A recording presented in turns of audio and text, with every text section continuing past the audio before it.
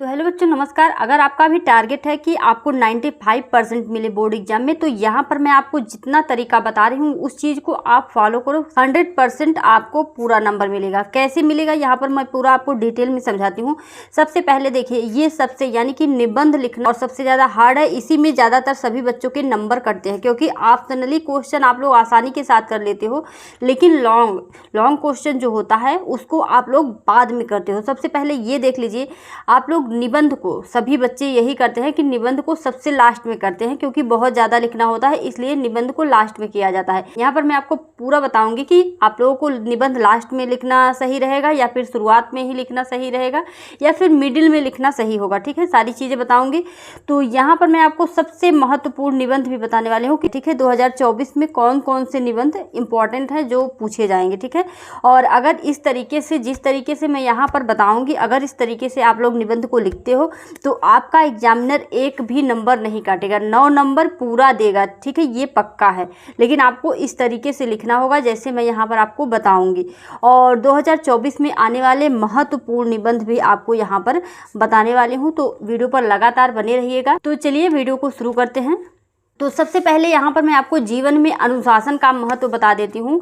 ये निबंध बहुत ही ज़्यादा इंपॉर्टेंट है, चाहे आप क्लास 10th में हैं और चाहे 12th में हैं। ठीक है, दोनों के लिए ये निबंध बहुत ही ज़्यादा इंपॉर्टेंट है। तो इस निबंध को अच्छे से देख लीजिए कैसे आप लोगों को लिखना है। अब यहाँ पर आगे देखिए जीवन में अनुशासन का महत्व, ये तो निबंध है, लेकिन ये पूछा किस तरीके से बोर्ड एग्जाम में जाता है। अब क्या होता है, जैसे आपने तैयार कर लिया है जीवन में अनुशासन का महत्व, अब एग्जाम में पूछ लिया गया कि विद्यार्थी और अनुशासन, आप कंफ्यूज हो, उसको याद है, आप पूरा जानते हो, लेकिन आप कंफ्यूज हो, लिखोगे ही नहीं कि अरे मैंने तो दूसरा याद कर लिया है। तो मैं आपको यहाँ पर क्लियर करने के लिए ही ये सारी चीज़ें ली हूँ।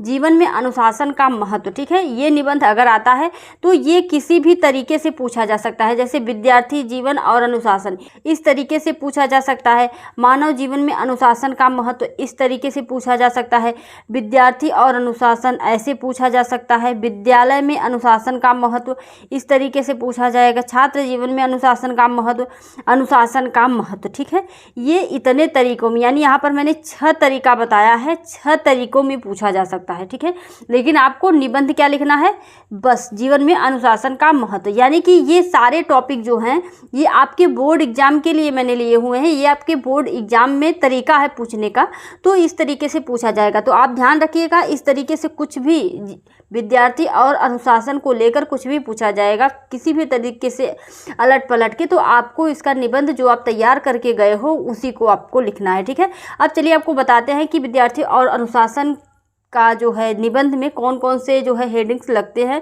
जिनको आप तैयार कर लीजिए, क्योंकि बहुत ही ज़्यादा इंपॉर्टेंट होता है हेडिंग का लिखना। ठीक है, सबसे पहले देखिए निबंध में लिखा जाता है रूपरेखा। ठीक है, रूपरेखा में क्या लिखा जाता है, रूपरेखा में जो है प्रस्तावना, सबसे पहली हेडिंग जो होती है वह प्रस्तावना होती है, और यहाँ पर दूसरी हेडिंग जो है अनुशासन से तात्पर्य।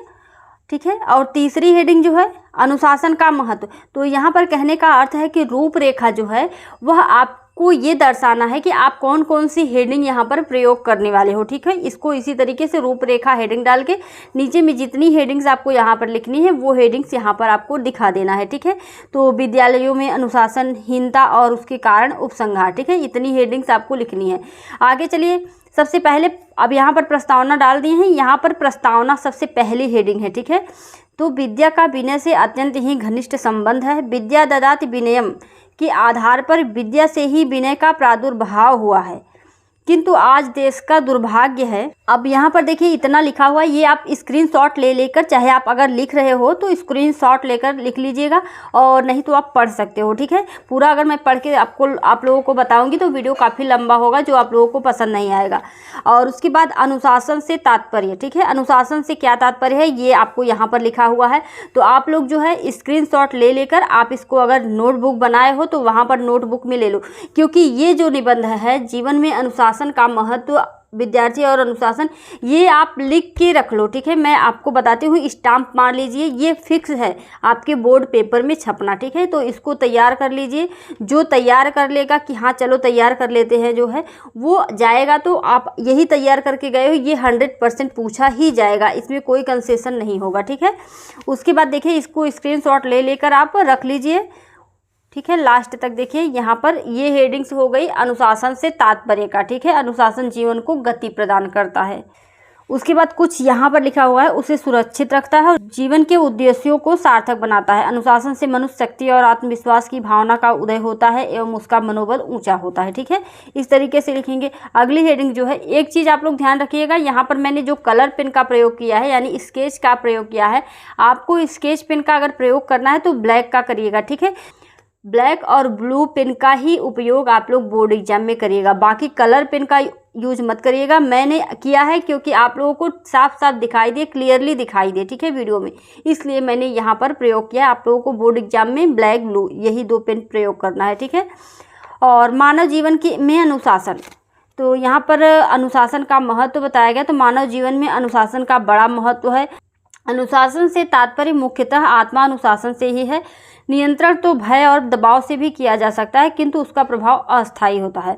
भय और दबाव समाप्त हो जाने के पश्चात पुनः वह जो है कार्य शुरू हो जाता है, जो अपने लिए, समाज के लिए और सारे विश्व के लिए अत्यंत ही घातक होती है। वही अनुशासन अपने सच्चे अर्थ में सार्थक होगा, ठीक है। इस तरीके से यहाँ से आप स्क्रीनशॉट ले सकते हैं, ठीक है, यहाँ से ले लीजिए। और भी अभी है, ठीक है, सारी हेडिंग्स आपको अच्छे से डालनी है, ठीक है।